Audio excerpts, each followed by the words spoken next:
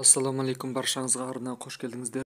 Біріккен ұлттар ұйымының адам құқықтары жөніндегі кеңесі 10 айдың 6 күні Қытайдың Шинжаң ұйғыр автономиялы районындағы адам құқықтарының ахуалы туралы пікірталас атты қарар жобасына дауыс берді. Дауыстардың жартысынан азы қолдағандықтан жоба қабылданбады.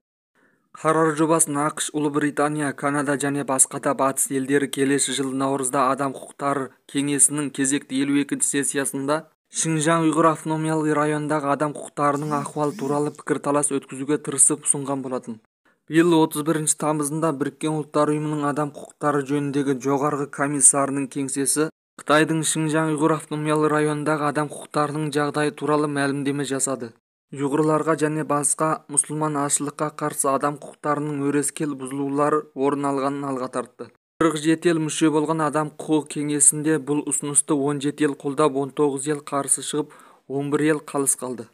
Қолдау дауыс берген елдер ақш, Ұлыбритания, Оңтүстік Корея, Польша, Жапония, Германия, Франция, Нидерланд, Чехия, Финляндия, Гондурас, Литва, Люксембург, Маршалл аралдары, Черногория, Парагвай, Сомали. Қарсы дауыс берген елдер Қытай, Қазақстан, Өзбекстан, Біріккен Араб Әмірлік, Пакистан, Катар, Индонезия, Куба, Судан, Непал, Венесуэла, Боливия, Камерун, Кот-д'Ивуар, Мауритания, Намибия, Эритрия, Габон, Сенегал.